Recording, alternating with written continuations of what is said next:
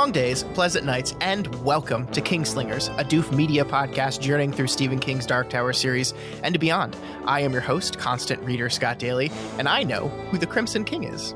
And my name is King Newbie Matt Freeman, and I mean, so do I. We both read that book. Oh. Yeah. This week on the show, we continue to make our way through Stephen King's Insomnia as we discuss chapters 6 and 7 of the novel. Time moves on, and Ralph's insomnia continues to get worse, and the auras continue to show up. On a routine trip to the library, Ralph is almost stabbed to death by an agent of Ed Deepnow, and a visit from the poetry reading Elder Door convinces him to cancel his appointment with Joe's acupuncture guy. It's looking like, at least for the time being, the insomnia in Insomnia will continue. Matt, what did you think of this week's reading? Plot is escalating. Mm-hmm. I think some of the themes are coming into even sharper relief, although I think we've already identified most of them at this point. I'm really into this book. It's funny. It's sort of funny how into this book I am, considering that it's so mundane relative to some of the like wild shit that we read for book club and other Dark Tower stuff.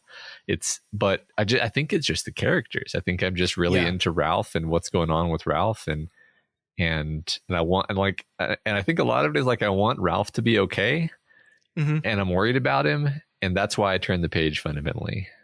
Yeah, I think you're onto something there.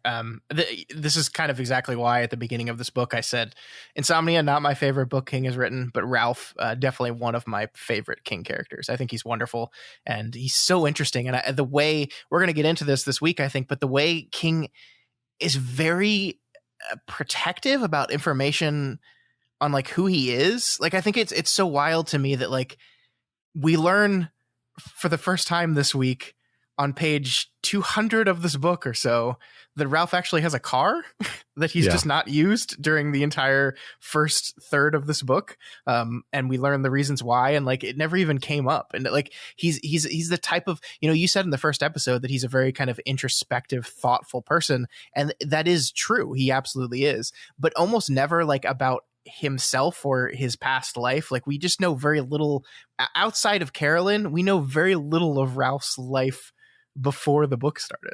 Yeah, and it definitely strikes you as a choice, right? Yeah. Oh, for sure. The lead, I guess we know like, oh yeah, and he's friends with these people, but we don't even really know the context of that. Like when did they meet? Why are they friends? Where did they meet? They just it's like oh, they've just always been friends, but clearly there's a history there. Yeah, I mean, it strikes me as like kind of the mindset of a guy who's lived a very long time and like doesn't have time and isn't the type of person that looks back a lot and thinks back a lot. And I mean, maybe that'll fall into the poem we're going to be discussing this week. Yeah, that is interesting. Yeah, I mean, I'm right there with you, man. I've really never like, it's so weird because there's almost two different kinds of reading for me. There's the reading when I'm just having fun, and then there's the reading I do for this show. And I read stuff in this book and I'm like, I come to a realization or a conclusion about something, and I'm like, I've read this book before. How did I not think of that the first time? But I just didn't. Like when Dor handed Ralph the poetry book, the first time I read this, I was just like, huh, weird. Yeah. And then I just moved on with my life. Yeah. And like this poetry. Time, I'm like, huh, oh, well, there's actually a lot going on here. And it's not that like I don't read and pull themes out of the book, just in my casual reading. Like I certainly do that. But like the deep, complexities of what King is doing, I think is just stuff that on a normal read just don't really apply. So I'm loving revisiting this book. I really am. Yeah, I think there's a big difference between the sort of impression that ideas are connected and the articulation of how exactly they're connected. And, sure. Yeah. Like I could broadly in my head think of what like the theme of every single King book is, but if I really like sat down and tried to like parse out every moment in the book that reinforces that theme and how it's done and the technique behind it, certainly not. Yeah. Only for the past 7 books of the Dark Tower series and Salem's Lot now. Exactly. Yep. Yeah. All right. All that to say is this book is great. I'm really enjoying it. And I hope you folks at home are as well. We've gotten quite a few emails from people emails and messages from people who say that they've never read Insomnia before, that they are constant readers, but Insomnia was just one of the ones that they never got around to. And so they are joining us on this read for the first time. And that's really exciting for me. Yeah, that's great. I'm glad that we're sweeping people up into our insane project. Yeah, it also puts a lot of pressure on me because like if I spoil you on something accidentally, I mean, who the hell cares? Yeah. But like all the people out there, no, I can't do that. Yeah, exactly.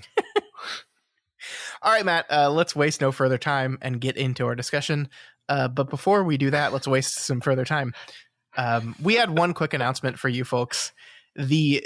Finally, at long last, the Do the King Thing contest voting for our patrons has begun. So if you are a current patron of Doof Media, you should have gotten an email this past weekend. I believe it went out Saturday afternoon.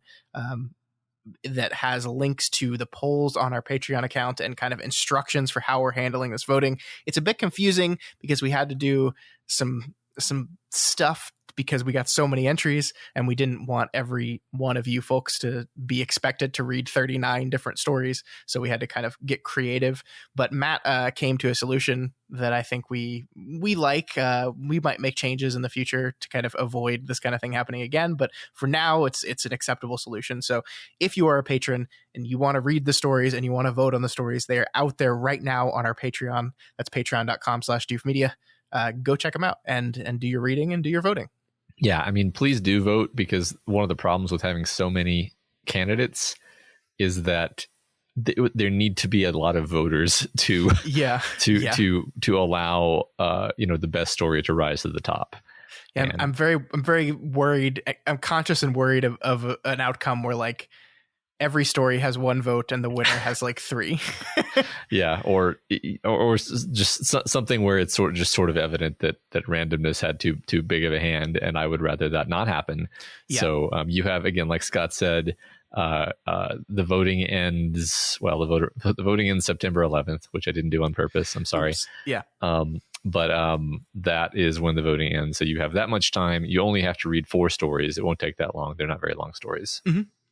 And of course, you're free to read all of them if you want, but the expectation we have for our patrons is to read 4 of them and vote for one of those 4. Yes. And we are going to do once September 11th has passed, we are going to do kind of a runoff after that. We're going to take some number, depending on what the voting looks like at the end of this round. We're going to take some number of the top ones and then put them together and do one final runoff where we ask everyone to read those stories or read them again in some cases and vote for the best of that group. I think that's going to get the randomness out.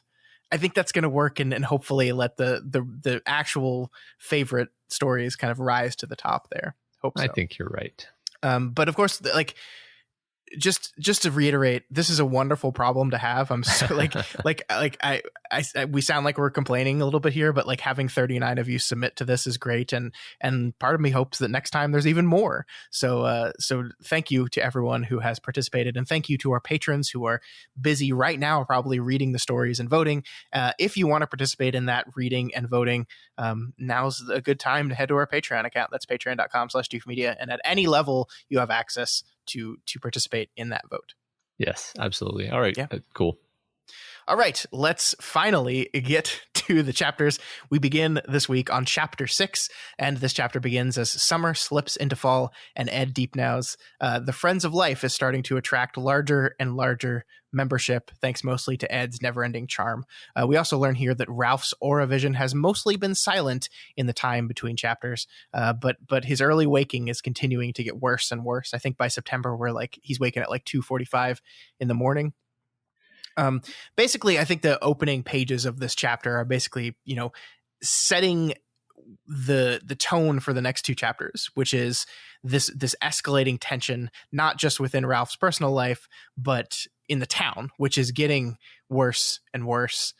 People are getting angrier and angrier at each other as this abortion argument is kind of coming to a head, and people picking sides and recruiting people to their sides. And of course, I think this is very fitting, right? Because it leads to this week's reading's moment of actual violence, the first act of actual violence in the story against our protagonist. So it makes sense we're right here kind of setting the stage for this escalating of Derry town tension. Yeah, that's exactly right. We are escalating. We're portraying the passage of time, actually, a lot in this book. I think this is the first book that we've read for Kingslingers where King is having so much time to sort of slip by. You know, we skip months or weeks or days at a time, and we focus only on the critical story beats. Like right here, we have, you know, summer slipping into fall, and it actually, I'm finding that it builds my interest in a subtle way, because whenever you kind of, you know, turn the proverbial page and there's like a new thing, you're like, okay, so we just skipped some time. So if we're dipping back into the story, that means something important happens here. Yeah. I think you're right. And I think King employs this strategy in the Dark Tower, like in between books instead of chapters. You know, like I think the only time moves profoundly in the Dark Tower is like a time between novels. I think the biggest jump is probably between Wizard and Glass and Wolves of the Calla, right? Where like the first 2 chapters of Wolves of the Calla is like, months have gone by. Here, let me give you a quick rundown of all the stuff that happened during those months. And I think literally, as everything in Dark Tower, it's made textual by this idea of like time is a face on the water and it hasn't been moving. And suddenly, as we open the book, Eddie feels like time's been moving again because the book has started again. But yeah, you're right that within the story itself, King has not done that very often, and we're definitely moving through time. It wasn't summer, and now we're properly into fall. It wasn't obvious to me that the reason why Eddie was acting that way is because the book hadn't started, and so he hadn't been real. That's great. I thought we talked about that. Maybe I forgot. If so, all right. So Ralph, as the chapter starts, gets a letter from Helen, kind of filling him in on her life. She says she got a job at the Derry Public Library, and he is very excited for her and wants to celebrate, but there's no one around for him to celebrate with, right? Bill is not there. He goes and looks for Lois. She's not there either. And I think this kind of gets back to one of Ralph's biggest problems right now, which is like this essential never-ending loneliness he has. Like, I think being an insomniac is generally very lonely because you're awake when the world is asleep, right? And so that's a lonely experience. But Ralph's life in general is a life of loneliness because he lost his life partner. She's gone now. And so I think that moment of like, oh, I don't have anyone to talk about, so I guess I'll head to the park and see if there's something to do now. Yeah, it's interesting to ask the question, what is the more fundamental theme? Is it loneliness? Is it death? Is it insomnia? And I'm tempted to say that it is loneliness, because you could argue that the reason why there is so much death in the story is because death shows the way that we just sort of inevitably become more lonely as we near the end of our life. Yeah. And in insomnia, like I just love that you pointed out that when you can't sleep, that is like the most alone you ever are. You're just locked in with your mind for hours at a time. That's a great, I don't know if I'd explicitly thought of loneliness as like the core theme, but I think it might be actually. I think, because loneliness and death are kind of intrinsically linked in this way. And I'll point you back to the quote that opened this book, right? Where that old age is, I think, being on an island surrounded by death. I can't remember the exact quote off the top of my head, but something like that, right? So this understanding that what death is something that makes you alone. Yeah. Cool. I was trying to talk and find the quote at the same time in my book. Old age is an island surrounded by death. So yeah, I mean, like, we kind of talked about this then, but let's just bring it up now that yes, the death is an important part, but it's almost like old age is the island. Old age is loneliness. Old age is isolation in a lot of ways. Yep, for sure. So in his loneliness, he goes walking out to the park, and there he finds a friend. He sees Bill McGovern there sitting on a bench near the softball field and crying. And Bill McGovern is crying, and stop me if you're noticing a trend here, Matt. The approaching death of an old friend of his. We learned that this is actually the first man that gave him his job, a man named Bob Polhurst, whose death clock has been ticking since he was diagnosed with Alzheimer's in 1988, but it's sped up in the recent days due to an onset of pneumonia. So here's McGovern and his closest friend, Bob Polhurst. Yeah. I I mean, McGovern here continues to be this like fascinating and richly drawn character who I just want to find out more about. And you love him, you pity him. It's interesting. I don't know how to put my finger on this exactly, but it's like, it feels like there's something to the relationship between Ralph and McGovern that I want to see explored. Sure. And I don't even know what I mean by that, other than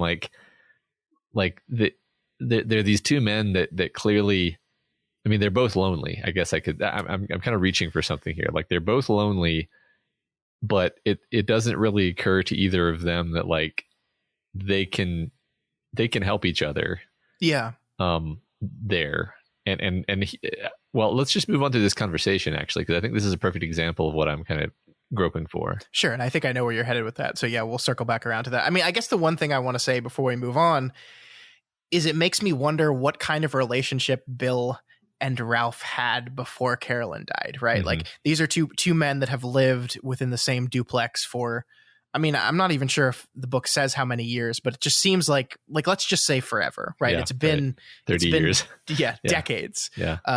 How often did they hang out before Ralph lost his wife? Like, how close were they? Because one of the things I find ironic is like Ralph says in last week's reading that like the time that Bill mentioned he was gay was like the first time Bill has ever mentioned to him. Like, he knew he's always known he was gay, but it's like the first time he's talked about it with him. And then we have another meeting here in this conversation where he again talks about his homosexuality. And so it seems like, Ralph, that Bill actually talks about this quite a bit. Maybe you just haven't really hung out with him and talked with him that much, actually. Another possibility that comes to mind is maybe McGovern was really Caroline's friend. Yeah. Maybe McGovern shared all of these feelings with Caroline, and he's missing Caroline terribly. I mean, probably not exactly as much as Ralph is, but it could very well be hurting him quite a bit. But maybe he doesn't want to talk about it with Ralph because he feels like that would be kind of crass and rub salt in the wound. Yeah. And maybe that's what's kind of underlying this, what I'm perceiving to be a kind of tension between them. Yeah, no, I like that. I like that a lot. Cool. So while McGovern is chatting about his old friend / mentor / lover, maybe they don't ever say explicitly, but it seems like it. Could be. The auras return to Ralph. He sees another mother-son pair and the strong auras around them, and then he starts to know things, Matt. There was a hook-shaped scar across the bridge of the boy's nose, and here the rosy glow of his aura deepened to scarlet. Fell out of his crib when he was 8 months old, Ralph thought, reaching for the butterflies on the mobile his mom hung from the ceiling. It scared her to death when she ran and saw all the blood. She thought the poor kid was dying. Patrick, that's his name. She calls him Pat. He's named after his grandfather, and then Ralph interrupts himself because he realizes he's reading their minds, basically. So his it's not just you get a mental kind of picture of how they're feeling mentally at the time. Now he's like understanding things about them.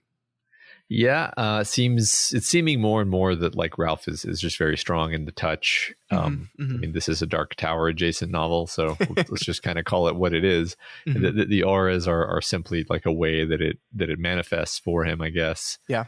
The why of things is still a mystery. Like the psychics we've met previously in the story seem to always get their powers when they were younger, and also like without any particular insomnia based trigger, obviously. Yeah. The other thing, obviously, with what you pulled out here is that the baby's name is Patrick. You have to understand how long I debated whether or not I should pull that out explicitly for you. No, I definitely noticed it while I was reading. Okay. So you're not spoiling anything. I was interested to see the kid is very young, right? Mm-hmm. Yeah, so he's very young. So I was like, okay, well, this is not going to be like a super story relevant character unless of course we have a lot more time pass, or I could just be wrong, But I mean, regardless, he's kind of just floating around in the periphery of the story. Yeah. I'm also like paying more attention to color than I ever have in these books, because like seeing that at the point of his injury, the aura turns scarlet, I think is another red adjacent color that we have to do with a moment of pain. I like, I've, my knock on wood, my son's 5 months old. I've yet to ever drop him. And like reading this part as a new parent was just like, I can imagine what it would be like to walk in to the room and like see blood on my kid's face, and I would lose my mind. So like, I don't know. I was able to get into Patrick's mother's mental state for more than I ever have in this moment. And that was very scary. Yeah, for sure. I mean, the idea, and you're not here yet either, but at least one of my kids has, a scar from an injury, and every time I see it, my heart dies a little bit, and it's like, it wasn't even like it was my fault or anything. It's just they like, just start doing it to themselves. Just the idea that my kid was like injured and has this permanent mark of the injury is sort of, it's just sort of a thing that's difficult for parents to to handle. Yeah, I mean, my son was gumming a toy and like bit down on it too hard and hurt his gum and cried, and I was like, oh my god, I'm the worst parent ever. So I can't imagine like if he actually hurts himself. Yeah, right. Yeah, I know what you mean. I do want to stop and point something out here, though. We try to, when we're trying to read intelligently, we try to draw connections and see, multiple beats.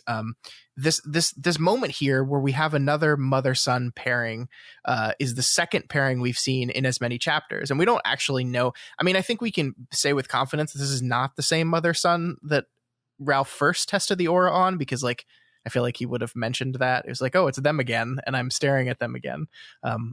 So a different mother-son pairing, but another mother-son pairing that is used to communicate something to us about how Ralph's auras are working. And this does strike me as something that's purposeful, right? This is a book about death, like we've talked about, but it's also a book about life. That's kind of like, if you look at our disparate themes here, what is the thing that ties them together? Well, like, the debate at the center of this whole abortion thing is it life? Is it death? Who gets to decide that? And so that kind of ties everything together, a book about life, a book about death. And here we have McGovern in the middle of telling a sad story about the oncoming death of his friend. And in the middle of that, Ralph sees a mother and her child, and that activates his auras. And this is new life that this woman has created here. And then again, another, recurring beat. It's not unintentional. I think that the mother is out with her son right now because she's afraid to take him home to her abusive alcoholic husband. So we have another kind of domestic violent situation here. It's just, there's a lot of recurring beats throughout the novel so far that seem to be, bouncing off each other. Yeah. I think that's really interesting. I may be reaching here, but I see some parallels between the idea of children, or maybe even motherhood specifically, and the white. The idea here being that if there is some kind of teleological purpose to existence, then perhaps it has something to do with raising children and raising them with kindness and goodness. Interesting. And this maybe in some sense stands in opposition to Discordia. Yeah, I mean, I think, Roland and his relationship with his mother was a big part of the Dark Tower. We also go to Mia and her whole thing. There's a lot of mothers in this story, for sure. Yeah, there's a lot of mothers, and there's a lot of parents. I mean, Roland becomes Jake and Eddie's father, right? So, and that is seen as kind of a something very much of the white, I would say. Yeah, I think you're right. There's also this kind of wonderful comparison happening here where Bill McGovern is talking about how his friend Bob had this incredible intuition. Like the example he gives is that Bill knew he knew that Bill was gay, like the first time he looked at him.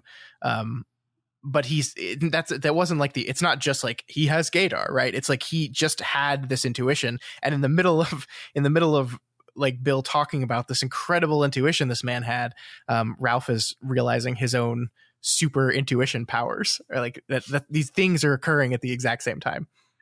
Yeah, right. I mean, I think also the book is letting us know, like, hey, there's there's a bunch of psychics actually. I mean, it's not completely textual, but it seems highly suggestive that Bob, McGovern's friend, is also a psychic. And I mean, we haven't got there yet, but we sort of already talked about the fact that it's obvious that Door is either a psychic or being influenced by psychics. Yeah, something's going on there. That's like for sure. Yeah. So I don't know. Like, there's just the life of Bob Polhurst here, our character. It seems so sad to me. Like, he's a man who was forced to be in the closet for his entire career, who is afraid to even publish books in his chosen field, books that Bill has fondly said are like the best books written about the Civil War ever, but was afraid to publish them out of fear of exposure. I mean, what do you make of this scene? What do you make of this, like the life and upcoming death of Bob Polhurst in comparison to everything else that's going on in this novel so far? I think I'll tie that to the thing that's happening in this very conversation with McGovern, or I'll attempt to anyway. Sure. Ralph in this conversation literally tells McGovern that he's going out of his fucking mind and seeing auras and not sleeping and everything's going off the rails. And McGovern doesn't hear him and he just continues talking. So this book is centrally about the idea that people can be so blinded by their own suffering that they don't see the suffering of others, and that they're isolated. They're fundamentally alone and, lonely, like we were just saying, in their suffering. Sure. And we have, this character you were just describing, this Bob Polhurst character, who he lived a fundamentally lonely life because of this sort of suffering that he was, you could argue, perhaps self-imposed. I don't know. We don't really have the details there, but yet again we have another lonely character. Yeah. I wonder, I mean, you're right. And I mean, again, this kind of goes back to how close were Bob and Bill, right? Like, were they in a relationship together? Like, it's interesting that Bill is very kind of upfront about his sexual orientation. He's very upfront about Bob's sexual orientation. He's a little more cagey about that. He just kind of emphasizes he was worried about exposure, right? He doesn't actually ever say it, maybe because he doesn't feel like it's his thing to say. But he does not go into detail about, like, it's just, we were friends. Like, we were both extremely lonely. Like, I mean, that's something we don't know about Bill. Has Bill ever been in a relationship? Like, is he... I guess he's out of the closet technically because he's talking to Ralph about it, but like, has he ever been in a relationship with someone? We don't know. We don't know. And I do know the world, especially, in the 90s and before, and much less forgiving of that kind of thing back then. So maybe he hasn't. Maybe he's never like publicly been in a relationship with anyone. I mean, in this very chapter, we have Ralph remembering a time when a gay man was murdered for being gay, which we'll get into that in a bit. But I don't know. I don't know. But I do think you're onto something there, because I think that is, and that's something I didn't pull and I should have. But this idea that Ralph was about to confess everything that's going on with him, and Bill was not listening because he's kind of in his own world with his own problems, which is understandable, but it is a recurring beat in this book for sure. Oh, did I make a mistake? Did he actually just think it? I think he started to say it. Like, okay, I think he started to say, like, I've been seeing, and like, then Bill just kind of talked over him, and he never got back to it. Well, anyway, in the audiobook, it seems like he starts to say it and then Bill talks over him, but since I didn't see it on the page, it's possible that he's just thinking it, but I don't know if he ever actually says the words like, I'm seeing, or like I don't know. Yeah. Well, in any case, I think it's the point stands that Ralph is in this moment. He's trying to be there for McGovern, and McGovern is like clearly not in a place to help him because he's also suffering. And like, that's, the scene is very clear about this. Like, we're not saying, oh, Bill McGovern sucks, he's a bad friend because he's not listening to Ralph. And we're not saying Ralph sucks, he's unable to be present for his friend's sadness over a death of a loved one. Mm-hmm. They're both suffering. The suffering makes it impossible for them to be present and compassionate with each other. Yeah. And this is just like a fundamental problem of humanity. Yeah. And I love that the book is sort of going here, because I'm like, well, where's King going to take us? Is King going to proffer some solution, or? Yeah. I think it all goes back to that loneliness you were talking about, right? And to the isolating nature of death, that McGovern is in his own little world, isolated because he's mourning the oncoming death of his friend. Mm-hmm. Ralph is in his own little world, suffering because of the death of his wife. And the insomnia, we don't know like what brought about the insomnia, right? We don't know what metaphysical stuff is happening here, but it's not a mistake or an accident that King had this thing start after Ralph lost his wife, right? So the insomnia is connected to the grief, is connected to the death, is connected to the loneliness and isolation. And so these are two people that are grieving, and therefore are kind of ships passing each other in the wind a little bit. Yeah. I think you're right. Yep. The conversation ends, though, with Bill saying something to Ralph that I think I'm going to pull it out here, but we basically see it like 6 or 7 times throughout both of these chapters. It's this recurring beat that everyone is like, hey, Ralph, you look better. You look a little stronger. You look a little healthier. You look good. You must have gotten rid of your insomnia, right? We know that's not the truth, though. But it's a type of thing that occurs multiple times that makes you scratch your head and go, okay, what's going on here? Yeah, it's the beam. The beam's giving him energy. Well, I mean, what's funny is like, I have no idea. Obviously, like it could just as easily be some kind of evil force that's like pumping him with health and vigor. That Sure. It's like a false, glamour or whatever. We just know. We just suspect, I should say, that as he becomes more insomniac, he also gains more access to whatever this supernatural force is. Sure. I mean, it's entirely possible that he's had the touch his whole life and he's just suppressed it intentionally or unintentionally. And now that he's finally so, deprived of mental resources, it's like breaking its way through into consciousness again.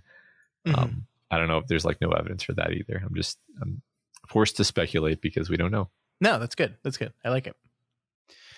So a couple days later, Ralph gets a surprise visit at his home from Helen, little baby Natalie, and her new friend Gretchen Tilbury.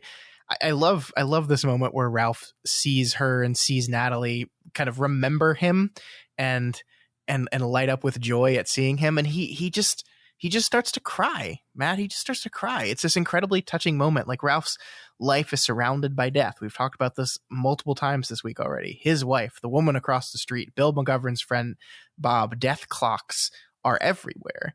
And in this world of death, Helen and her daughter represent new life, both literally in that there's a baby here that's literally new life, and figuratively in Helen's attempt of starting a new life. She's started over. She's living a new life now away from her abusive husband. So these two people, in his island of death, these two people represent, I don't know, a bridge to life. Yeah, a helicopter. No, yeah, that's great. I like a helicopter a lot better. A life helicopter. Yeah. The baby represents a helicopter, you see. Yeah, I mean, I thought that Natalie recognizing Ralph as the man who helped her out in what was probably the scariest moment of her little baby life it was a pretty heavy emotional beat. I loved it. Especially because we get a specific textual beat here that, like, it's not that Natalie disliked Ralph, but was just never as calm and content around him in the past. Like, this is a change in behavior for Natalie, that she is happier and more joyous and more comfortable around him than she's ever been. Yeah. I mean, she I think she actively wanted to like hug him or at least touch him, which is always a sign that, like, okay, you're one of the baby's favorite people. Mm-hmm. Yeah, it's great.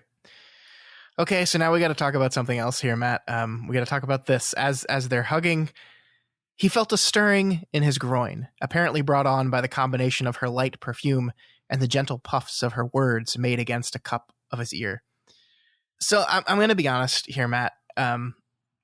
My gut instinct when I get to moments like this and this particular kind of Kingism is just to kind of whistle past it, to just be like, yeah, that happened. Okay, let's move on. But I don't think we'd be doing our job if we didn't at least talk about it, because it is true that this scene with Ralph and two attractive looking young women is filled with Ralph doing ogling and filled with Ralph thinking about his boner. And it's something for sure. And so we have to talk about it. We have to. Yeah, sure. I think it's not out of scope for what we normally talk about.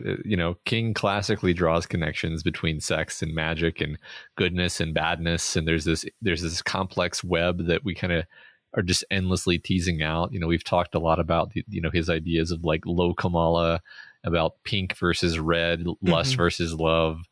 And I was thinking even more about this here. That, I think that in King's worldview, our sexual feelings are sort of a metaphysical attack surface, which can be used for the ultimate good of perpetuating the species in a positive way, becoming, a mother, as we were just talking about, or for evil as a way of manipulating us into terrible actions. And so like, that's all in there. And like every time something sexual happens in a King book now, I'm sort of seeing it through this lens of like, it's a two-sided idea. But as for what we're doing in this specific scene, I don't know. Ralph is horned.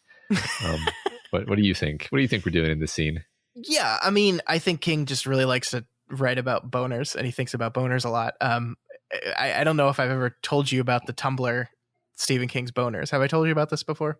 I don't remember hearing about this. There is a film blogger whose name I'm blanking on right now, which is terrible. I should know her name, but she basically started a Tumblr that is just like her collecting. She was reading all Stephen King books and her collecting and posting every moment in a Stephen King book where he talks about a boner, which is a lot. It's a lot, Matt. So he likes talking about boners, but I think, I think you're onto something there for sure. I think that's the very charitable, kind read of the purpose of this kind of thing. I do think I keep going back to like one of the things when I get to passages like this is I keep going back to like King talking about like you can write whatever you want, but you have to write truth, right? And I think to King, like this is just the truth of the moment. Like this is an old man who's around two young, hot looking women. And it just stuff just happens. Now, is it necessary? Like, is this necessary for the scene? Does this fundamentally change the scene? No. I think the book is fine and the themes of the book work if you just carve Ralph thinking about his dick completely out of the scene. Well, but I think that gets to like King's like, no, it just this is what felt like what happened in the moment. So I wrote it that way. I wasn't thinking about, is this going to be weird for someone reading? So tell me if I'm just like making this up, because I may just not be remembering it correctly. But isn't there a moment where like he basically checks, under one of their skirts, basically? Yeah, and then technically he's looking for the scar. Like he knows Gretchen has a very long scar on her leg that was caused by her abusive ex. And so she sits down and she's wearing a skirt, and he looks for it, and she catches him, right? Yes, she catches him. And so that to me constitutes a character moment, because the way she reacts to it tells you a lot about who she is. Sure. And it's tied to this idea of like he's ogling her, sort of also. Yeah. Another thing that occurred to me, and again, I don't know, I could be full of shit here, but like to me, it just struck me as a possibility that King is saying like, look at how, young Ralph is being here. Like the idea that he's going to get like horny to the point of distraction because there are two young women there is like, oh, so like he's like he's like in the flush of health for some reason. Sure. Which is interesting, right? Like you don't expect a 70-year-old man who's not getting any sleep and thus probably has just like the lowest imaginable testosterone to be reacting this way, and like thus I saw it as a little clue that he's getting some kind of boost of health from somewhere. I like that. I mean, what is the wiener but the giver of life? Yeah. It's the dumbest thing I've ever said. That's you heard it here first, Hulk.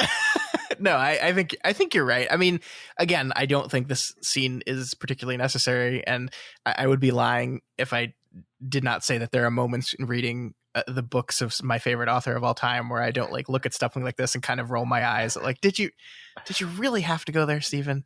I think this kind of thing has calmed down as he's gotten older, because like Ralph, you would think he'd be less horned as he got older, but he still definitely does it. I wonder if he doesn't like finish the first draft and then go back later and be like, now where can I put the boner in? From now on, that is absolutely what he does. Yeah. Okay. I wonder if his editor does like a control F for like all euphemisms for penises loins, and see just how many there are in each book. Yeah. Just be like, oh, Stephen. Yeah. Right. Yeah. 48 results found. 48 results found. Ralph's aura returns again, Matt, again, in a scene with a mother and a child, Helen and Natalie. And he realizes in this moment, though, that Natalie seems to be able to see them too, or at least see something, right? He's kind of, there's some contrails, some blue moving from his hand as he moves around, and Natalie reaches for it. Later, Natalie is like looking at the dying mist of a plant. And so she's seeing some stuff too, right? Yeah, that's cool. I mean, I wonder, again, this is fairly unsupported, but like, I wonder if like all babies aren't born with the touch, and then and then almost all of them lose it as, you know, the harshness of the world encroaches. Yeah. I mean, it's fun to like stack the metaphysical nature of auras on top of children's propensity to just stare randomly in directions in which there's nothing there. Like, I understand when my son's looking at a light, sometimes he just looks at a blank wall, and I'm like, what are you seeing right now? Processing some information about the way light falls on surfaces, probably. I mean, probably, yeah. But I mean, it's fun to kind of insert these auras and these things into that real life thing that happens. I mean, fans must have amazing auras. Oh yeah. Ceiling fans. Oh yeah. It is kind of fun here that with the introductions of the auras and the knowledge that they bring Ralph, King is kind of allowed to have his point of view characters become super observant. It almost like, it feels to me like kind of a cheat code in a lot of ways. And I think this is why King reuses this concept of the touch over and over again, because now his powers allow him to understand the dynamic going on between two characters without having to make the characters like express it through dialogue, right? Like this scene right here. Helen and Gretchen exchanged another of those glances, but Ralph barely noticed. He didn't need to observe their faces or gestures or body language to read their feelings, he discovered. He only had to look at their auras. The lemony tints at the edges of Gretchen now darkened, so that the whole was a uniform orange. Helen's, meanwhile, simultaneously pulled in and brightened until it was hard to look at. Helen was afraid to go back. Gretchen knew it and was infuriated by it. And her own helplessness, Ralph thought. That infuriates her more. So, like, it's just like, you know what I mean by cheat code, right? It's like, in a character who can't read minds, you would have to find a way to have the characters explain this through the things that he just listed there, right? Faces and gestures and body language, right? You'd have to have the character read those and make deductions based off those things. But he doesn't have to do that here. He can just look at their aura and he knows. Yeah. Yeah, no, it's very cool. It's once again that idea of people not seeing each other's suffering as being inverted, because he can see everyone's suffering, right, and their worries and whatever's going on with them, and he can actually make complex logical deductions from the information that he's seeing, which again hints that he's not as exhausted as he should be, because he's thinking very lucidly here. Like, I mean, remember just I think it was literally last week maybe that he was like staring slack-jawed into the cabinet because the soup wasn't there. Or maybe that was 2 weeks ago. But like now he's like he's having conversations with people. They're saying he looks great. He's behaving much better. He's he's more with it. Like, he really does just seem to not have insomnia anymore when you look at his behavior. Sure. Yeah, I think you're right. Yeah, I mean, I like it. I like in a Stephen King book, when we were reading our other book, like I loved Ward and I loved reading that book, but like, I feel like there were moments in that book where a character says something to another character and you're always like, Is that true though? And that's part of the fun of reading that book, and I think that's part of what that author is doing. Stephen King, I feel like when he has a character share information about something, you just believe it. And like if he wants you to believe it, he makes damn sure that you know that you're supposed to believe it. Like he uses like there's these recurring phrases he uses over and over in his books, and it's like Ralph didn't know how he knew that, but he knew it. And like that's Stephen King code for this is real. That is true. You don't have to doubt this. And I think that's one of the things, again, that having the touch and these mind reading powers that he returns to again and again in different ways throughout all his novels does. Yeah, that's a great point. I think the author of the Parahumans books likes to play with the idea of lack of self-awareness in the characters, and that's a great idea to explore, but it makes a lot of things ambiguous, and thus you have to like explore a bunch of different possibilities when you're discussing things, whereas King helps us out. he simplifies a lot of these ambiguities for us, which allows us to sort of stick to a single straightforward interpretation and move on. There's not really moments in the show where I've had to like say something and then go, so Matt, is this true? And I feel like we had to do that a lot in our other show. Right. Yeah. I think so.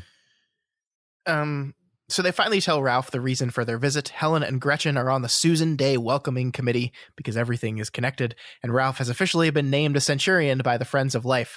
So they're here to deliver some pepper spray to make sure that he's protected because they just don't know what's going to happen. Ralph is kind of indignant here. He's thinking kind of they're overreacting, and so he'll definitely get to eat crow next chapter when he's almost stabbed to death.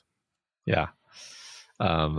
It's hilarious when they come out when they're like, yeah, you're a centurion now. You can just hear his like groan of like, oh no, this is going in a bad direction. One of only 2 male centurions too, just him and the mayor. That's it. That's what great. An honor. Yeah. And of course he reacts to the pepper spray like it's a ridiculous imposition that he doesn't need. Clearly he hasn't watched any self-defense YouTubers. And of course he is just also objectively wrong about whether he's going to need it. Yeah. And there's an interesting thing that happens here though, that I kind of want to focus on for a bit, because at the same time as he's kind of rolling his eyes at this whole thing and saying he's not going to need it, he's thinking this. Ralph opened his mouth to ask if there had been many threats, but he supposed he already knew the answer to that question. He'd lived in Derry for 70 years, off and on, and he knew it was a dangerous machine. There were a lot of sharp points and cutting edges just below the surface. That was true of a lot of cities, of course, but in Derry, there had always seemed to be an extra dimension to the ugliness. Helen had called it home, and it was his home too, but... And then Ralph goes on to remember an incident in the mid-90s where we talked about this a few minutes ago, where a gay man named Adrian Mellon was murdered by 3 men, murdered and bitten by 3 men. Okay, so Matt, this is Matt. There have been a lot of references to the novel It in this book so far, like a lot, and I haven't really been marking them and noting them on the show because, like, there's not really anything you can do with that information. Like, I'll say, "Hey, Matt, this is an It reference," and then you'll be like, "Cool, neat." Yeah. Awesome. And then B, of course, some of them are just direct spoilers for the novel It, which we will cover one day. So I don't want to draw attention to those. So if you're at home thinking, why isn't Scott mentioning all these clear, fun, obvious It references? That's why. But I think this one in particular is worth drawing that direct connection, because what we're talking about here, the death of Adrian Mellon, is basically the first 10, 15 pages of the novel It. This we see this scene play out in its fullness, and this is basically kind of sort of the inciting incident of the novel. The structure of the novel is a little weird. We'll talk about it one day, but this is basically serves as the inciting incident for the next 1,000 pages of that novel. And I think the point here is not just that, hey, this is a fun It reference and we're winking at the reader. Look, It, this is, but the point here is we're trying to paint a picture of what kind of place Derry is. A dangerous machine, as Ralph calls it, the kind of place where bad things can happen and do happen. And that is, for those of you that have not read It, like you, Matt, an understanding that they are right to be concerned about the escalating tensions in this city, that things escalate here and things are bad. And you get a lot more of the history of Derry in the novel It, which we'll talk about one day. But here's just kind of King laying the groundwork in case you haven't read that book. Yeah. And I think I got what I was intended to get, although I do have a question for you. Do you think that Derry is meant to stand in for small town America in King's mind, or do you think that Derry is meant as like, no, this place is cursed. This place is much worse than small town America? So I guess you're asking, like, is this similar to a Salem's Lot type of thing? Sure. I mean, I think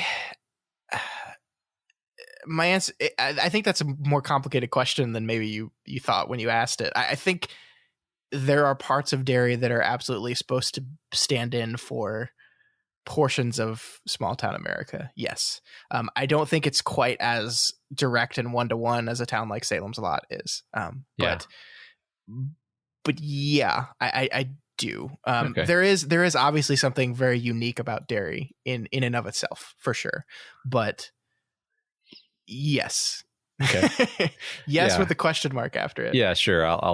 I'll take that answer because I don't want you to elaborate too much. But okay, that's because I just wanted to know, based on what he's saying here, you could say, well, yeah, I mean, everywhere in the world is dangerous, right? I mean, people get killed for their differences all over the place. So, I mean, maybe it happens more in Derry, but it's clearly a thing that could happen.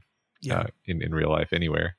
Yeah. So there is, of course, another moment that's worth discussing in this conversation. While chatting with Helen and Gretchen, we already talked about this, Ralph notices, thanks to Natalie, a kind of green mist coming off of some flowers that he had recently picked. And we get this thing. I'm watching them breathe their last, Ralph thought. Oh my God, I'm never going to pick another flower in my life. I promise. And so this is just like death is everywhere, right? Like life and death and it's everywhere in this book, even in the flowers in a vase in his kitchen. Yeah, I love this. It's so good. Yeah. So the chapter ends with Ralph putting the can of pepper spray up on a high shelf in his kitchen and out of the way. He wants no part of what's happening, he says. He's extremely kind of apolitical to everything that's happening here, right? Like even as he notes that the women of Derry are carrying their own cans of pepper spray and are genuinely afraid as they walk around the city.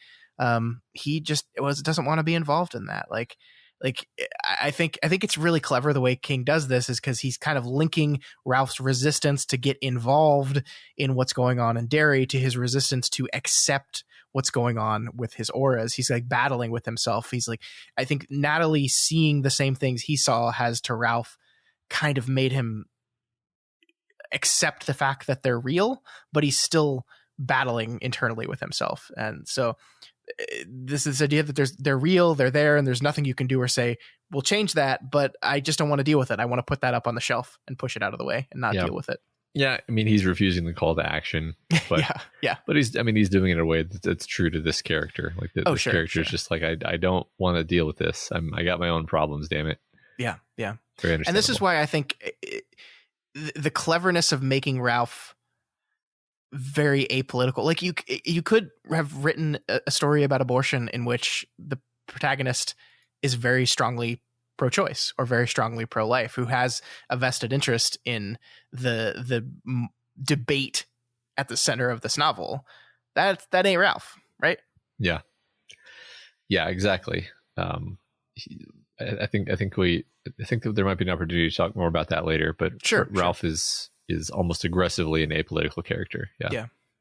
All right, let's move on to chapter 7. And this is our chapter where things start to get a little crazy, Matt. I mean, a little more crazy than like seeing auras and balloon strings floating above your heads and that kind of thing.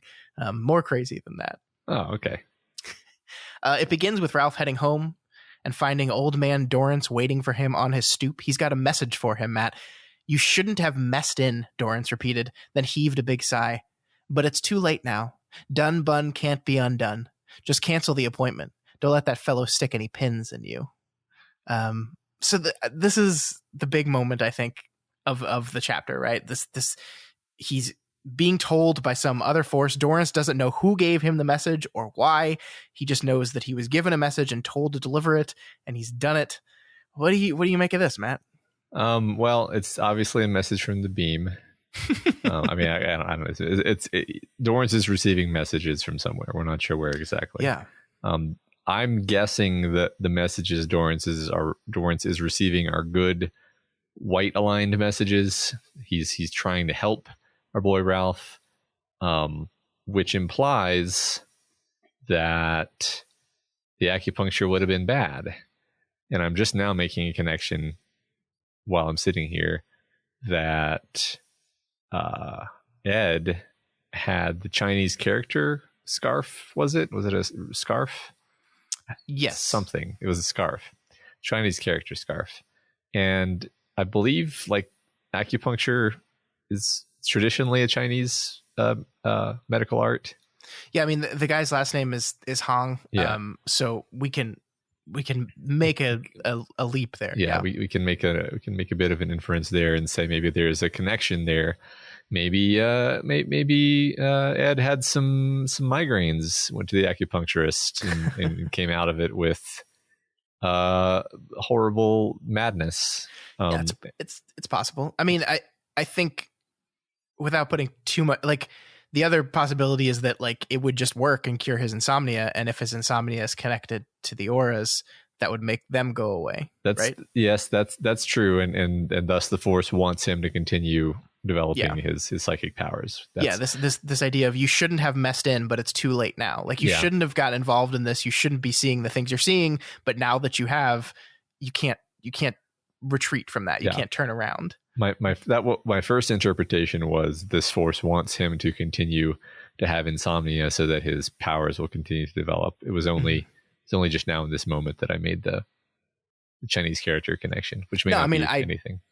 I certainly like that a whole bunch. So okay. No spoilers, obviously, but okay. I think that's very astute of you. Yeah, for cool. sure. I like, King, we've talked about this multiple times on the show, but King really likes to come up with an expression that is not a normal thing people would say, and then like use it and repeat it over and over again. And the one that we see here is "done bun can't be undone," which is repeated like 3 or 4 times throughout the rest of the chapter after he hears it here. I love his idea of doing that. It gives King books a unique language that constant readers can pick up on and communicate to each other. Yeah, it feels more real. It feels more like a real world. And also just like the fact that it's Dorrance saying this adds to this idea, in my head at least, that Dorrance is sort of this, like he's a very old man, but he behaves almost like a child in a sort of innocent and pure way. And it seems like a childish sort of thing to say. Sure. So, yeah. That's what I'm going to say after you've made a choice that you can't turn back from. Done bun can't be undone. All right. Do it. Before he leaves, Dor hands Ralph the book he was reading. It is a collection of poems called Cemetery Nights by Stephen Dobbins. As Dor says, Dobbins typically writes poems that are like stories, so narrative poems. This is what he writes. We'll talk about the specific poem Dor references in a bit, but for now, what I want to focus on with you, Matt, is just the name, like how perfect for this particular book the name of this book of poetry is. In a story about a man who can't sleep and is surrounded by death, we get a book titled Cemetery Nights. It's perfect. Yeah, indeed, for a book that opens up with the name Litchfield. Yes, very appropriate. Cemetery Nights. So Dorrance leaves and Ralph shouts after him, and we get this part, which I'm pulling this just to kind of reinforce something we've already talked about, this idea of Ralph's insecurity with his age, right? "Dorrance," Ralph shouted, suddenly infuriated. Across the street at the Red Apple, Sue was sweeping fallen leaves off the hot top in front of the door. At the sound of Ralph's voice, she stopped and looked curiously over at him. Feeling stupid, feeling old, Ralph manufactured what he hoped looked like a big, cheerful grin and waved at her. I really love this part, Matt. I just love it. Yeah, it's so sad. Something occurred to me here that it just seems like when his wife was alive, he probably didn't feel old so much. Probably almost never occurred to him that it was old. That he was old. It's almost like for him the loneliness and the death watch beetle and all these things are tied up with being old, like the being reminded that he is old, remind him also of his loneliness and all these other things, and it's all this big bag of negativity for him. Yeah, I like that. I think one of the things that's most interesting to me here is obviously, like, we live in a society that is fairly ageist against old people generally, right? But King has kind of not chosen to depict that in this book. Like, we have not actually gotten a moment of very clear ageism against Ralph yet. Like this is something Ralph is always thinking about and always concerned about, but King has not given us that. He's just given us assumptions from Ralph's perspective that people are being ageist against him. Like, if King wanted to do a scene where he could make it clear that, yes, people are treating Ralph differently because he is an old man, they would do that. But he hasn't done that. Yeah, it's often just people like laughing, and then he's self-conscious suddenly, and we don't know that, you know, no one has ever actually been like, you know, get out of the road, old man, like that scene has not happened in any form. Yeah, which is not to say that King is therefore saying that we don't actually live in a society that's ageist against old people. I don't think he's saying that. It's just the important part for him is Ralph's insecurity, not the way people are treating him. I get the impression that Ralph is probably like, he doesn't think of himself this way, but he's probably a very fit, a handsome 70. Yeah. And so people probably don't see him as old in the way that he's afraid that they do. Sure.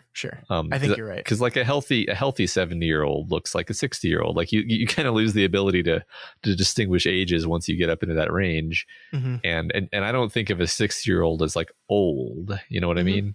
Yeah, I think you're right. Yeah. Anyway, especially, like, I think the closer my parents get to that age, the less old it feels to me, because like, it's my parents. I was basically thinking the same thing, where I was like, whatever age my dad isn't old. Okay.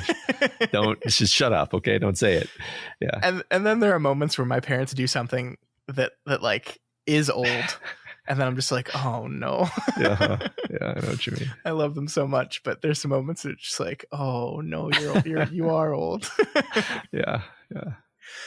Here's another quote that I wanted to talk about. I really like this as well.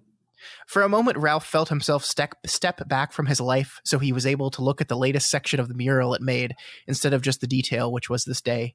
What he saw frightened him, an unknown road heading into a lightless tunnel, where anything might be waiting. Anything at all. Then turn back, Ralph. But he had an idea he couldn't do that. He had an idea that he was for the tunnel, whether he wanted to go in there or not.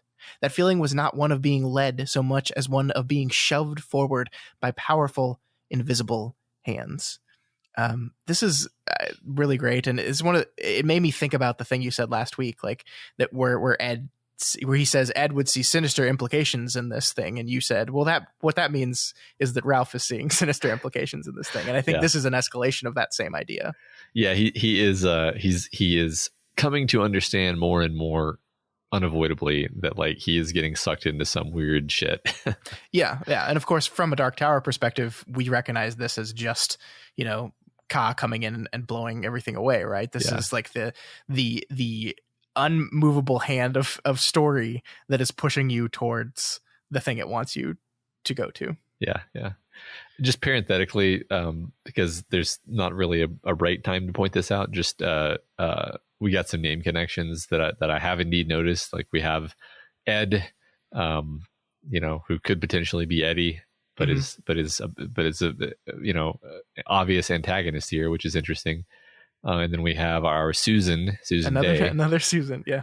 That's all the ones that I've noticed, actually. I don't think I've missed any. No, I think so far, yeah. I mean, besides the ones we've already pointed out, Deep Now, we've already pointed out Patrick, of course. Correct. Yes. Those aren't just name associations; those are just people, connections, right? Yeah. So with Dor gone, Ralph takes a look at the book he left for him, specifically the poem that Dor quoted to him, or at least the first line of the poem, which is, "Each thing I do, I rush through so I can do something else." And as Ralph says, this is a quote from a poem called Pursuit. Matt, I'm actually just in love with this poem. I'm not going to read it because it's not that long, but it's too long to read on this podcast. But I am in love with this poem. I think it's a beautiful poem about, like, rushing through your life without stopping to appreciate anything. Like just the opening lines, right? Each thing I do, I rush through so I can do something else. In such a way do the days pass, a blend of stock car racing and the never-ending building of a Gothic cathedral. Through the window of my speeding car, I see all that I love falling away. Like it's so good. It's so good. And why? What treasure do I expect from my future? It's like this idea, like, I mean, I think the reason why, just to get personal for a minute, like I am the type of person that always feels like I need to be doing something. I think some people call it workaholism, but it's not even, for me, it's not even like work. It's just like, I have a very hard time sitting around doing nothing. I need to be reading a book, watching a movie, or just doing something at all times. And there are times when like I'm very aware of like I need to finish this book because I have another book I need to start, or I need to finish this thing because I have another thing I need to do. And it's a way I live my life, and it's not a thing I appreciate. But this poem just put it in stark relief for me. Yeah, I mean, I empathize. Obviously, you and I are the people who turned leisure time into a company. So that's definitely a problem that we share. And then, the closure of the poem is basically saying that like the reason at least the person in the poem is behaving this way is because they're running from the thing that is chasing them. Yeah. Which is, time or death or which is, of course, something that's very relevant to our Ralph. Yeah, absolutely. It's interesting that is not the part that's pulled out. Like, I think you're right. Rather, it is the confusion of childhood loping behind me, the chaos in the mind, the failure chipping away at each success. Glancing over my shoulder, I see its shape, and so move forward as someone in the woods at night might hear the sound of approaching feet and stop to listen.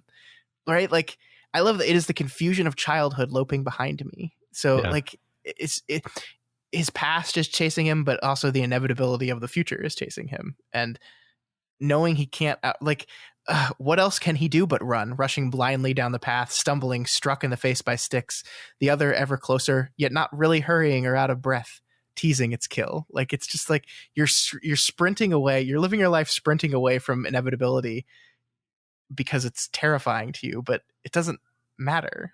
Yeah. It's going to catch you anyway. Yeah. That's a good point that the poem actually sort of specifies. It's oversimplistic to say like, oh, it's death. It's failure more. Yeah. Which is an interesting, like maybe this is also a part of what Ralph is afraid of. Yeah. Because I mean, the quote itself that Dorr says to him that starts this whole thing is, each thing I do, I rush through so I can do something else. Yeah. Is that Ralph? I haven't like just that quote by itself. Is that Ralph? Does Ralph seem like the person that is rushing through everything he's doing? I mean, not to me. Maybe I'm wrong. I don't get that. I mean, the thing about Ralph is like, what is Ralph doing? Yeah, what is Ralph's existence? Yeah, I mean, we know that he's struggling with insomnia, but like, what does he do between the hours of 2 and 5 p.m. on a weekday? I don't really know.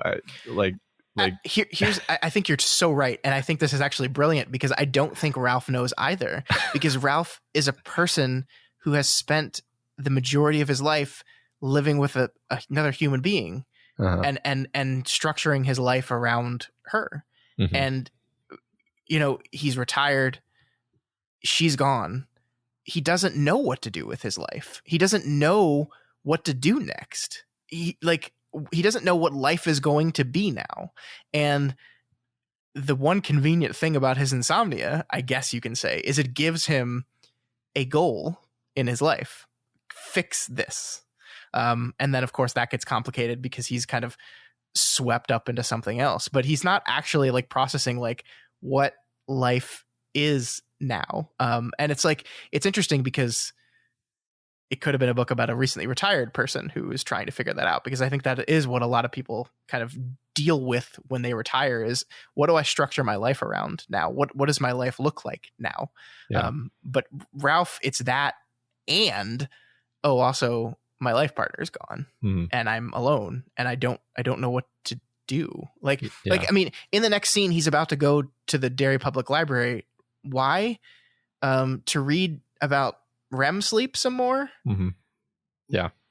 Why? Right. Because he doesn't have anything to do. Yeah. doesn't have a super dense to-do list. So why not? Yeah. Mm-hmm. That's interesting. Yeah, this is kind of been lurking in the background of my awareness, but it's good to put my finger on it. Yeah. I mean, we do have to say the one thing we do know he does is like back-breaking labor in his garden. And again, like this is just something I have to do. Like it's something to put on a list to check off. Well, there's that, and then like the walks, which I guess he's not doing the walks right now, but the walks were a thing where it was just like he didn't know what to do with himself, and so he would just like do something to just tire out his body, basically. Yeah, I mean the walks were specifically to avoid Carolyn and her coming fate, and he stopped them like the moment she died, and then he only picked them up again once the insomnia came up because he needed something to try to. So like it's not like he's just enjoys walking, like that's a hobby of his, is I like to walk. No. I mean, like does Ralph, like what's Ralph's hobby? Yeah, like we know he reads Western books. We get that this week, that he digs a Western novel. I mean, gardening is about all we got. But it doesn't even seem like it's something that like, it doesn't seem like that's something he enjoys. It seems like that's something to do, because he like I mean, I don't know, I feel like someone who enjoyed gardening would not beat the shit out of themselves doing it every day. Like they would just do it to enjoy it. That's interesting. I don't remember if we talked about this, the idea that he treats both the gardening and the walks not as like, I'm going to do this to keep myself healthy. He like brutalizes himself. He like overdoes it. He overdoes everything. It's like he's trying to just like run himself into the ground. So would you say each thing he does, he rushes through so he can do something else? Well, maybe. I think we just kind of circled back around to understanding that. Still not entirely sure that it fits the way the poem is intended to be taken, that it fits in a different way, perhaps. Mm-hmm. Mm-hmm. Yeah, I mean, maybe that's why we don't actually get the full scope of the poem there. Mm-hmm. Yeah. I want to buy this poetry book and read it because I loved this so much. Like we've talked many times on the show how much I struggle with poetry. Like this one was a joy to read. I really loved it. So I think I'm into this poet. We can call this another Dark Tower connection. Just, I mean, King loves to just have poems that he likes be in his books. Yeah, for sure. As we mentioned earlier, the next day, Ralph heads to the Derry Public Library to read a bit more on REM sleep. It's a gloomy day, but things look a little bit brighter when Ralph meets a friend who has a knife that tries to kill him. Uh-huh. This is a friend of life, ironically trying to take away life, because that's hilarious. Yeah. He accuses Ralph of being a centurion and is here to kill him. I'm wondering, Matt, just generally, like, what do you think about this escalation of tension, right? Did this come out of left field, or did this feel inevitable to you? Like, this is one of the few action beats, if we can call it that, of the book so far. I mean, I loved it. It felt like an inevitable escalation. Like we knew something was going to give somewhere. And it's sort of the perfect thing when you step back from it and think about it. So like, Ralph was unsuccessfully pretending nothing like this would happen, but he kind of knew that something like this would happen. Sure. And then it happens to him specifically. It also, we talked about some of the ideas behind like how political movements get deranged and get hijacked by like the worst people. Sure. So here we have, this guy who's just floridly psychotic. We learn more about who exactly he is later. But the point is we have people like this who are latching on to political movements really just because they're profoundly mentally ill, not because they're like political, and then making things a million times worse than they need to be because of their personal issues. Yeah. And people like Ed Deep now who will happily employ these people to do their dirty work. Exactly. Yep. So Ralph is able to see this man's aura, and he sees what he describes as greens of confusion and paranoia, but this is intercut with tendrils of what he says are pure black swirls. And I love this part here.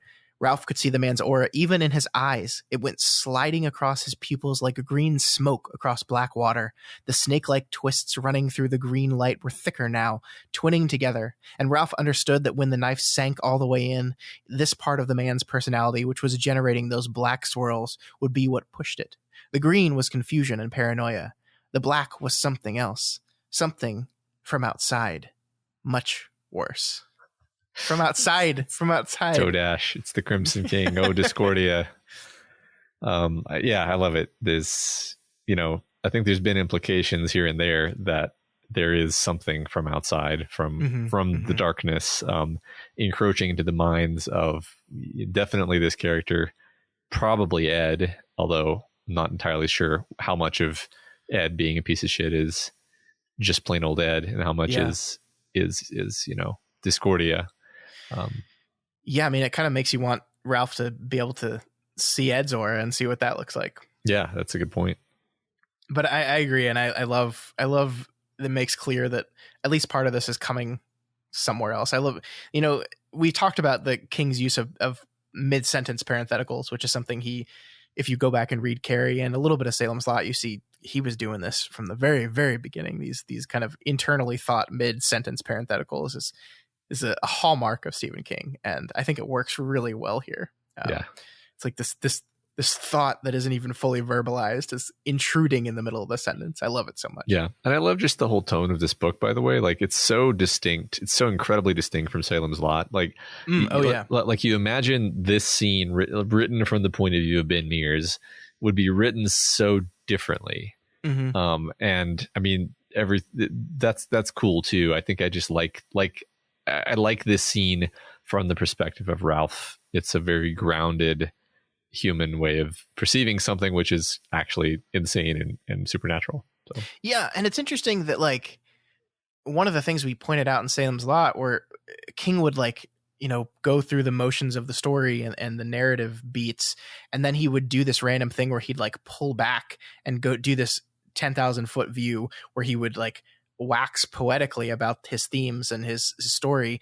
We haven't really seen that in this book yet, right? I mean, like, there hasn't been a moment where the entire tone of the writing shifts dramatically to talk about the telephone wires as a symbol for information flowing in the spider webs of the town, or things like this, which, I mean, frankly, are some of my favorite passages of Salem's Lot. I think they were wonderful. I will say, like, just the mixture of those two things always felt a little off to me. It's like he just switched modes, like he flipped a switch and just became a different writer for a page or two. This book, I think, has been very consistent as far as the framing and the tone of the writing. He's like, from page 1 to where we are now, he's kind of just been holding the same tone.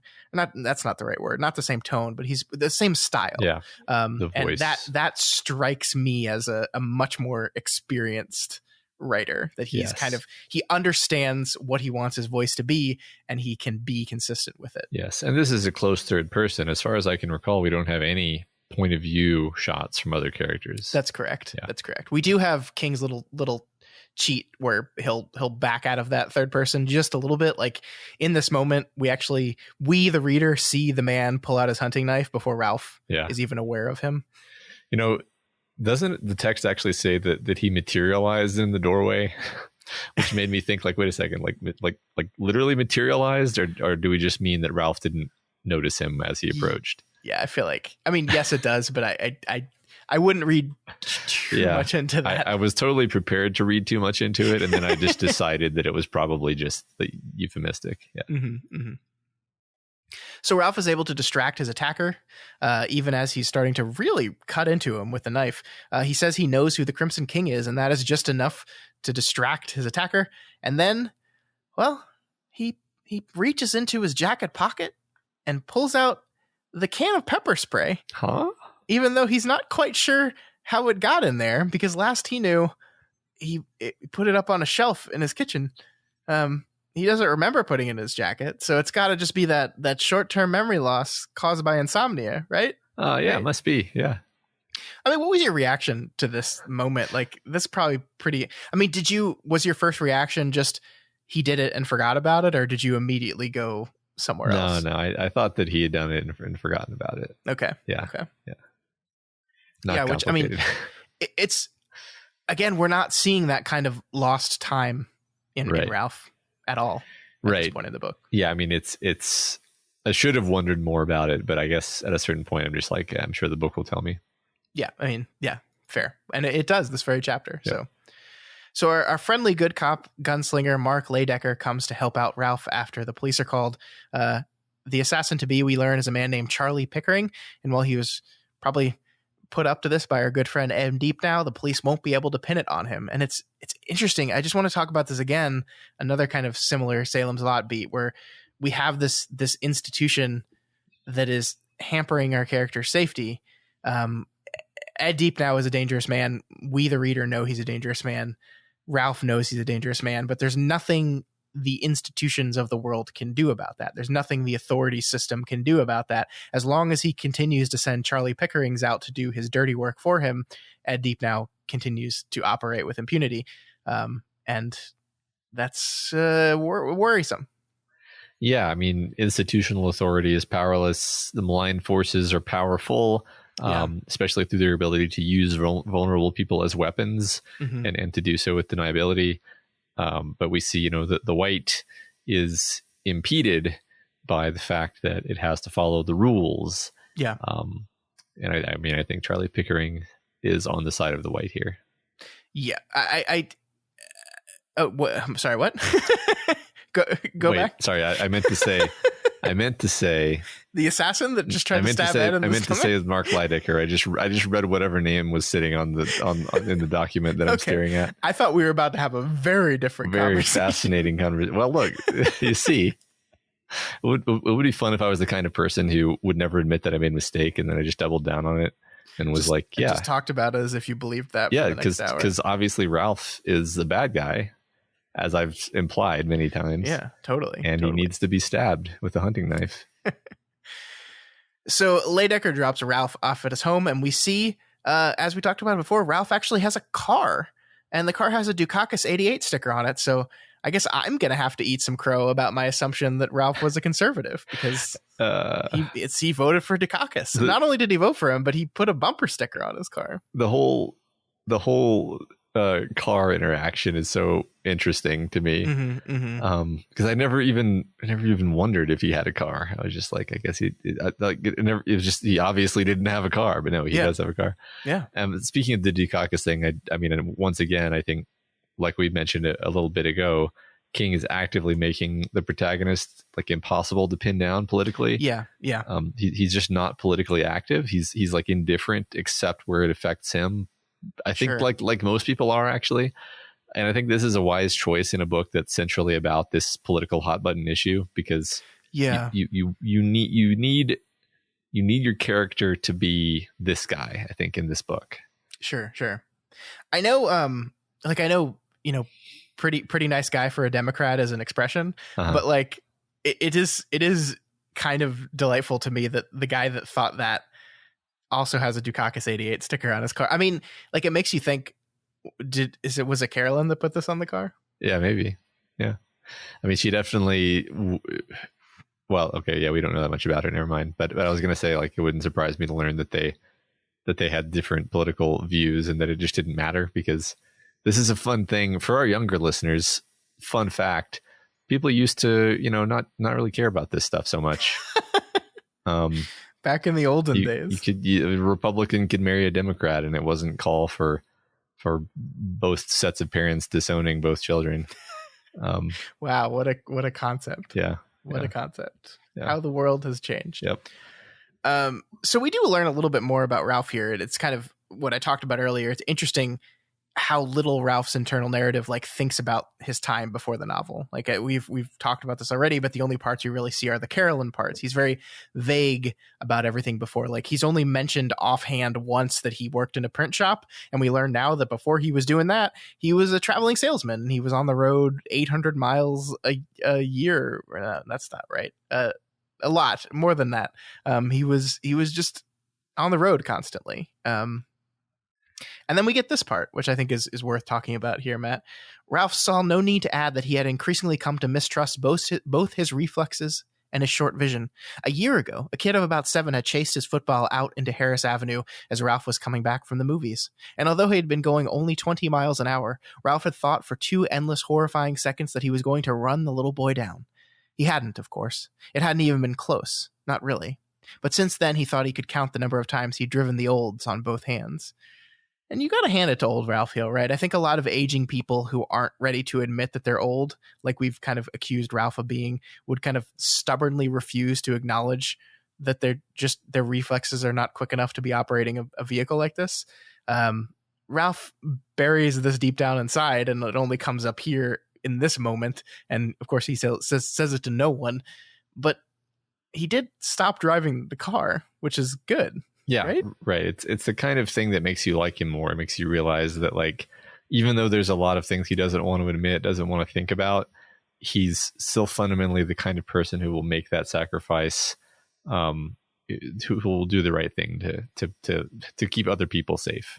Yeah, you know? And it might go into his insecurity about his old age, right? Because it's one thing to just like feel like everyone's treating you differently, but to on some level acknowledge the fact that, hey, I'm not quite as spry as I used to be, just kind of reinforces your insecurity that you already have, I think. Yeah.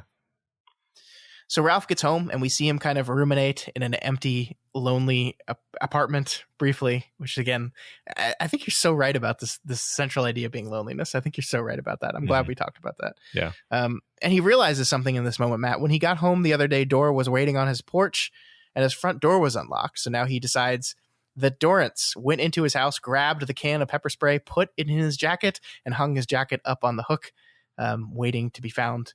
He also puts that quote from the poetry in there. The each thing I do, I rush through so I can do something else is on a little piece of paper and put into that pocket, kind of his calling card for this. So I really like this because we get an explanation for what happened almost right away, but I love how creeped out Ralph is by this, because what it means is that not only is he getting instructions, but the instructions he's getting know exactly what's going to happen and the correct precaution to take against it. Right. Yeah. It's pretty interesting, and it's yet more undeniable evidence that like something profoundly supernatural is happening, and Ralph can't, he's beginning to admit how kind of weird his situation is. Yeah. Love So it. sufficiently creeped out by that confluence of events, and once again feeling like he's being pushed towards the maw of some dark tunnel, Ralph finally takes the advice of Dorrance, calls up Dr. Hong, and cancels his acupuncture appointment. So that's kind of how we end the chapter, Matt. With the appointment canceled, the insomnia is going to continue, and things are just going to get more exhausting for Ralph, but I don't know, maybe better too. Who knows? Yeah, I don't know. I mean, we do now have, like you mentioned earlier, this implication that the acupuncture might have actually worked, but that would have been bad somehow. Yeah. And that this also deepens my suspicion that the pharmacist is a bad guy, because I don't know if we talked much about that, but I got a bad vibe off of that pharmacist. Yeah. I mean, I don't remember saying that last week, but I definitely felt that way. I think you mentioned it offhand, but I think that's worth considering. Where does that come from? Can you pinpoint it? It's almost like, a level of trope awareness, I think, creeps in when it's like, this is too convenient and he's too helpful and he knows all of the right things in a way that feels unlikely, and it makes me suspicious. I think we did talk about the idea that it was all too perfect. It was like, oh, this guy just happens to be an expert on insomnia. Like we did, and that made me suspicious. Yeah, I mean, it's really interesting also considering with this latest information that it seems that the powers that be, whatever they are, want the insomnia to continue. So it's not like if let's say your hypothesis here is correct and it is the White that sent this message to Dorrance to send to Ralph, don't cure your insomnia, Ralph, because we need you to have this power, right? This is all, we don't know for sure, but this is all supposition at this point in the book. Then why did did Ka also put Joe in his path? What was if actually we want you to keep the insomnia, why did you put directly in his path the perfect man to help him deal with it? Yeah. We don't know. I don't know. I think this is fun because I guess the question I have to ask you at this point in the novel, what's going on? And by that I don't mean where is this coming from? I mean more, where is it going? Like at this point, you understand that Ralph has this insomnia. He has this aura that is allowing him to see things and understand things about people. I love this thing we've talked about a couple times now, that this is a book in which everyone is kind of isolated into their own problems, and Ralph has been cured of this via this magical power he now has. But where does that go? Like we've got the conflict on the horizon is Susan Day's speech, right? She's coming to Derry. Ed Deep now does not like this, does not want her to come to Derry.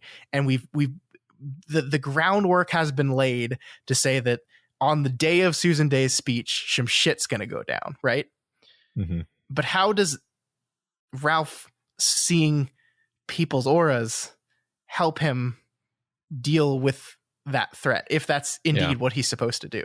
I'm going to be honest. I don't have a strong expectation or feeling like I know where we're going. I mean, here's the thing. Like if he was like a character who was a detective, then it would be kind of obvious where we were going with the idea that like, oh, he can just psychically know things about people, or he can but no, he's not at all.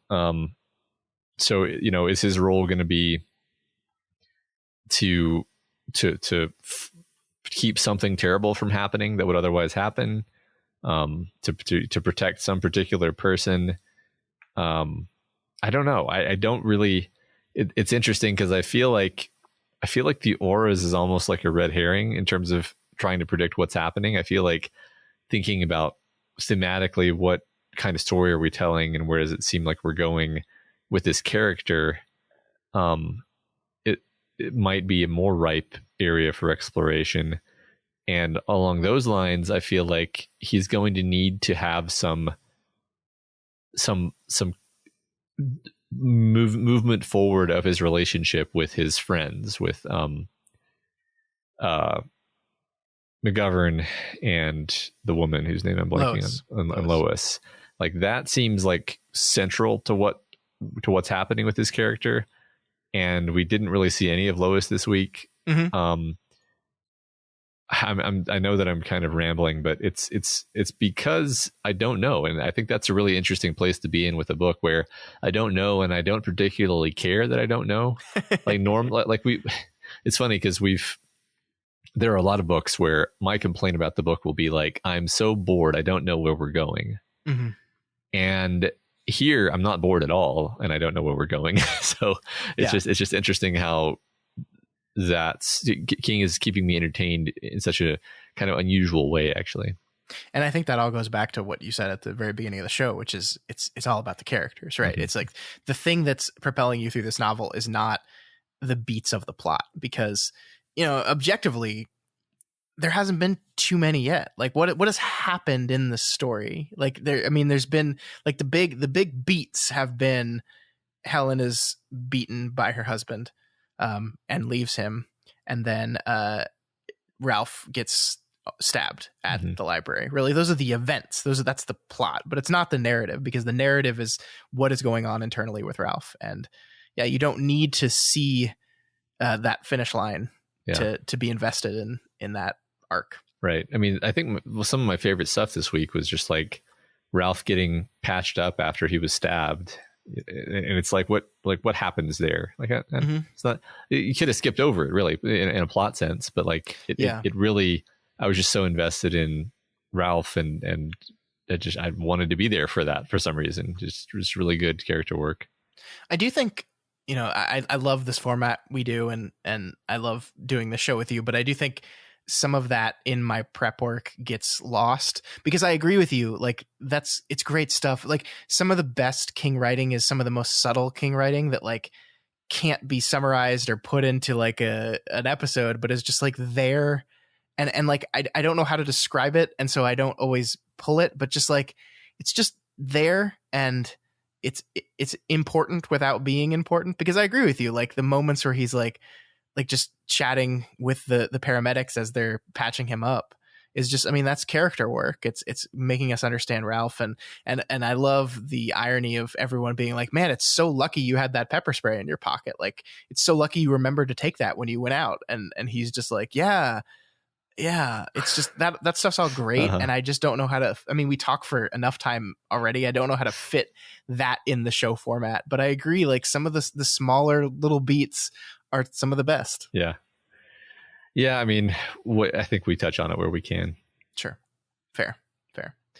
All right, well, that is going to do it for our reading this week. We're done. 2 more chapters done. We're 250 pages into the book, I think, already. It's kind of wild. Still got quite a bit to go, but moving right along.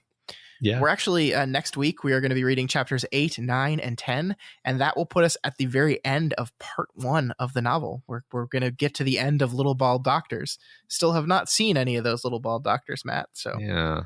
Where are they? You still thinking they're real, or I mean, where's your head at with that? I think we're gonna see Little Bald Doctor. It might be like invisible or something. Okay. All right. So let's talk about our discussion question. Our discussion question from last week was, I mean, frankly, it was not a very good one, and that's all on me. But we wanted y'all to talk about auras or sight powers in literature. And then I think Matt's addendum to the question was, if you see auras, let us know. And I think that is kind of the more interesting responses to me. Not that y'all's answers on the other side were good, but it just wasn't a very good question, and that's my fault. Well, I didn't expect that anyone would say that they saw auras, so I'm super. But guess what? Super pleased to be wrong. Yeah, so they did. All right. The Amazing Duck 42 says, so not really auras, but my favorite sight power in literature is a seeing stone, just a rock with a hole in it, a naturally occurring hole is best, that someone, usually a kid, can hold up to their eye and through it see things not of this natural world. A seeing stone featured pretty heavily in Coraline and also in the Spiderwick Chronicles. In both stories, the protagonists' use of their seeing stones was essential to their eventually overcoming their troubles. Seeing stones always carry this connotation of youthful exploration for me, and I knew about them a long time before my kid was discovering the above-mentioned books.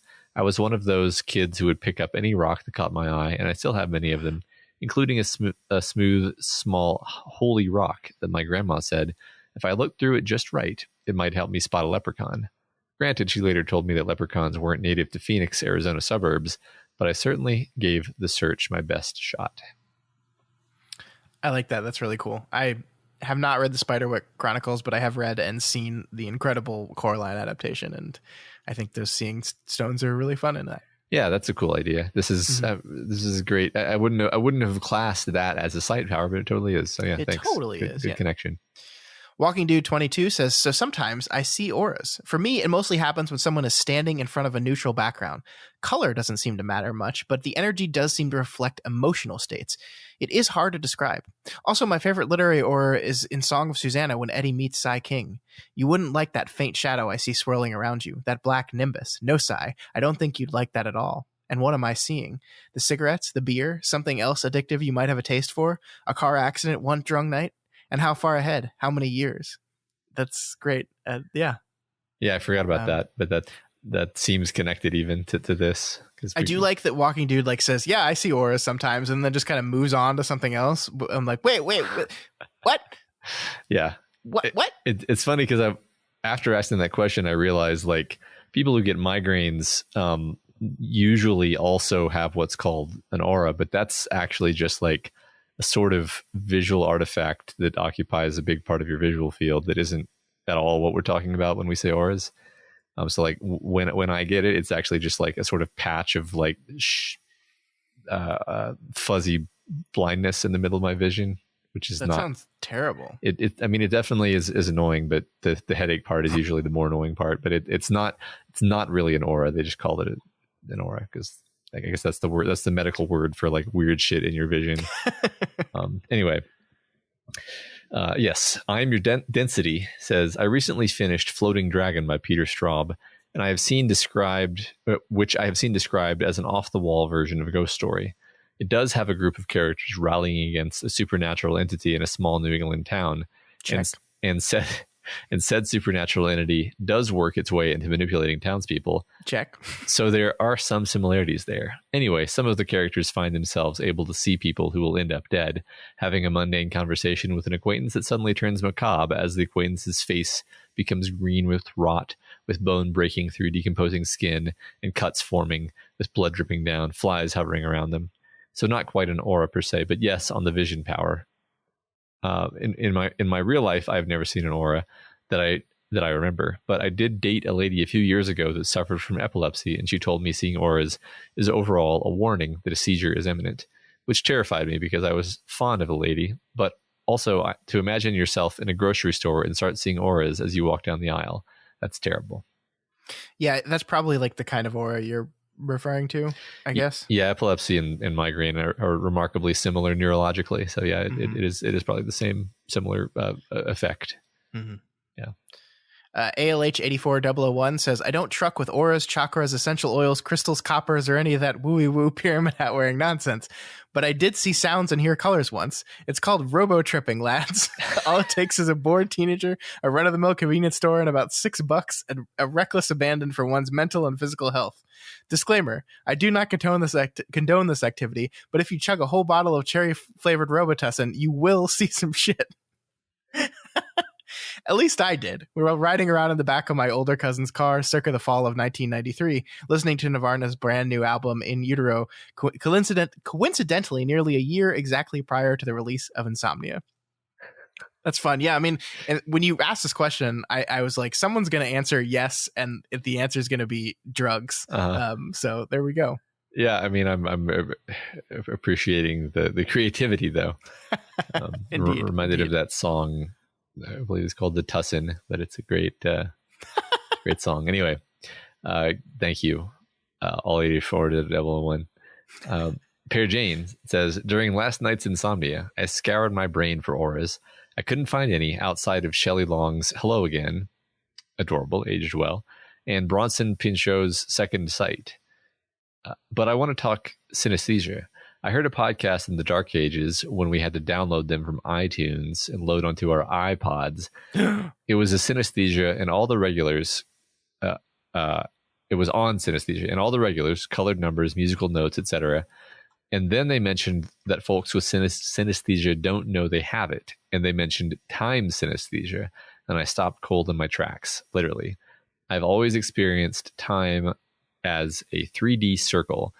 A year is a circle where the lowest point is October and the highest is April. In a week, Wednesday is the top of the circle and the weekend is the bottom.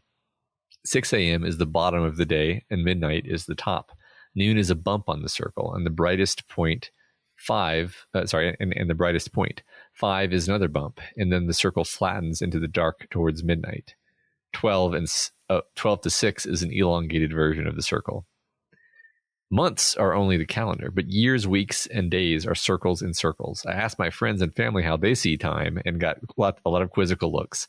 I didn't know other people didn't experience this until I found out there's there's time synesthesia. And then they ask, are they experiencing a thing? Is this how you experience time? No. That's cool. I mean, it's interesting because this very far from auras, but I think it's very fun how certain cognitive processes will leak over into vision. Time being one. Like my mom, I left this comment in the subreddit actually, but like my mom tells me that I once asked her, like, why do you know every date ever? Like, why do you know that, like, the wedding anniversaries of your cousins, aunts or whatever? And she's like, oh, I just see all dates on a tape and I can just flip the tape left or right in front of my eyes and see all the dates on it. And I'm like, yeah, okay, I don't have that at all. No. But yeah, it's interesting. Anyway, that's like like different people can have different amounts of ability to visualize things just in general. Yeah, I mean, it's really fun. Like I get the seeing of like time as a circle, like for hours and stuff, because that's just like you're taking the image of a clock and just superimposing the day on it. But like to do months and years, like that's really fascinating. Yeah, I mean, this is kind of why like I'm not gonna like make fun of anyone who says they see auras or stuff, because like it's just weird the way our brain interacts with our eyes, and we process certain things through our eyes differently. I don't know. I'm reminded of a thing where like somebody asked a bunch of physicists like what they actually are doing when they solve a simple arithmetic problem, and they all just had like wildly different internal experiences of what was actually happening inside their head, what more or less what they were seeing in their head. I thought that was cool. Yeah, I mean, this is kind of like why teaching people is so fucking impossible, because like everyone is doing something slightly different when they're doing anything. And so like to attempt to standardize a method of learning is just wild. Yeah, it's impossible, basically. Yeah.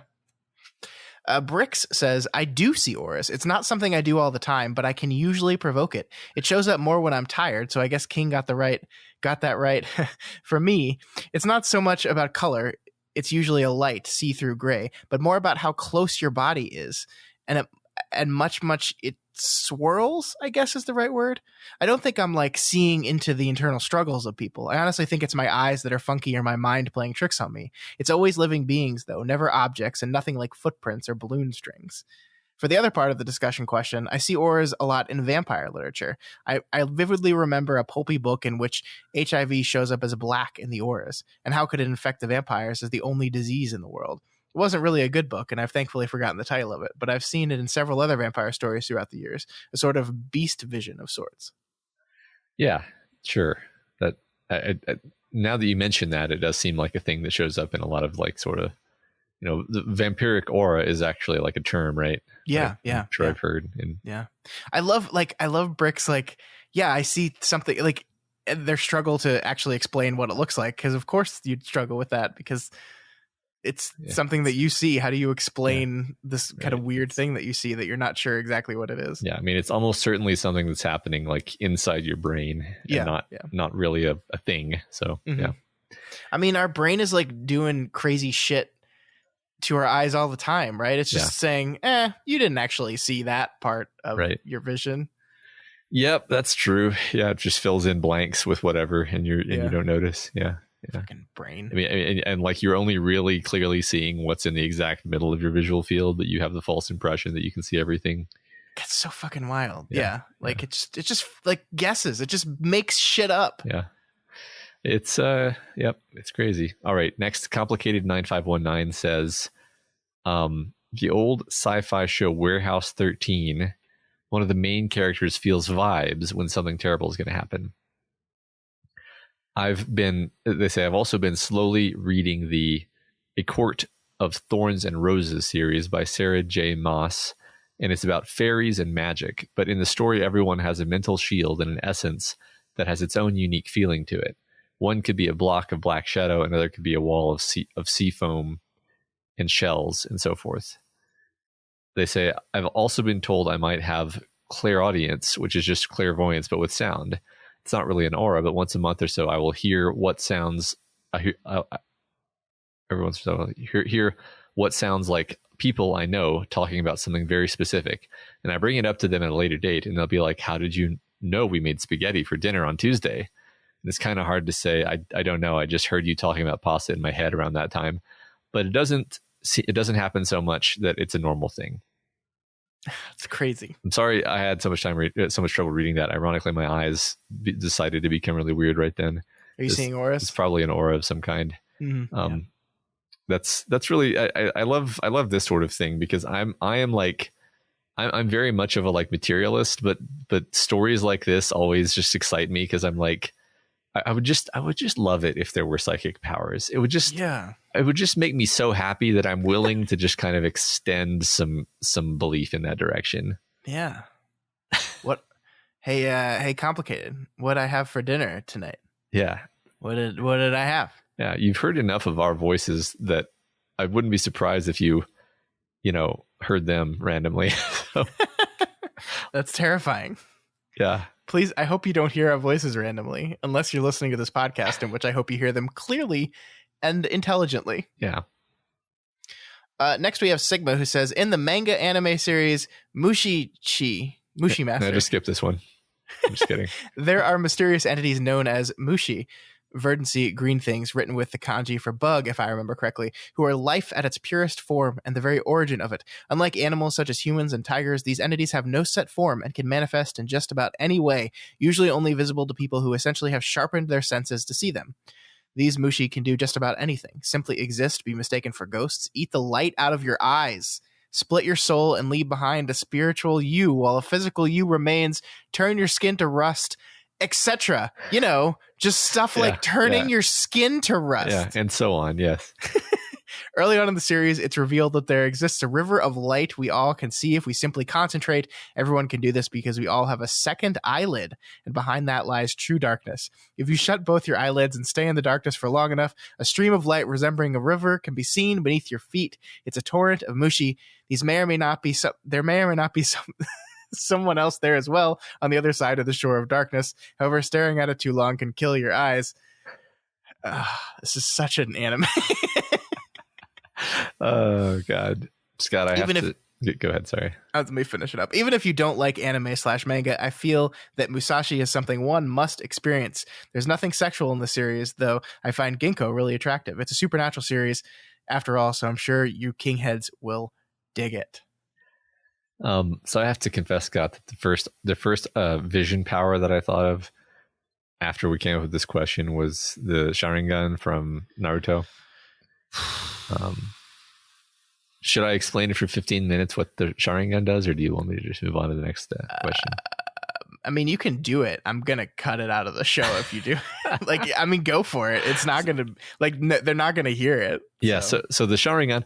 Christopher L. says, the auras that I see are related to migraines. There we go. Crazy lines, dots, and squiggles that impair my vision. However, I know that is not what you're referring to. One of the coolest and old school uses of vision in the 80s movies was in the 80s movie Beastmaster, when he could see through the eyes of the hawk/falcon. It was good. It was cool and wispy. It was cool, and the wispy, blurred nature around it gave a neat effect to an 80s movie. I've not watched it in a long time to see if it holds up, but I loved it as a kid. That's cool. I've never seen that movie. Yeah, you know I know of it. I haven't seen this either. Although that reminds me of the Predator heat vision, which is a super effective. Classic. Like, that's not even really like a power per se, but it's just a very cool use of like altered vision. Yeah. Wait, is that the helmet that sees that? I can't remember. Yeah. Does he see in heat vision when he takes the helmet off? I think it's the helmet that does it. His vision when he takes the helmet off is just like remarkably poor, actually. In my recollection. So it's like he kind of needs the helmet, actually. Yeah, Predator. Turns out you ain't shit without your armor. Yeah, I mean, he's 0 and 2 basically in those movies. So that's true. Has the Predator ever won? I mean, to be fair, he kills a lot of people. He just ultimately gets killed. Yeah. So that's what we call a loss, Matt. That's I guess so. 7 billion versus 1. Fuck you, Predator. Yeah, there you go. All right. Last but not least, we have Jennifer D, who says, I do not see auras, but I walked into work one day and a woman said to me, ugh, what happened to you? Your chakra is all brown and sticky. It freaked me out so bad because I had a huge argument with my husband that morning and was a mess inside. She had never said anything before or after about chakra to anyone at work. Totally scary. Yeah, that's fascinating. That's fascinating. That's one instance where, like, I feel like if I just saw somebody who was obviously in a horrible mood, I could probably get away with just saying, like, oh, your aura is so sickly. What's wrong? And they'd be like, oh my God, you're psychic. And I was like, no, I just read your expression.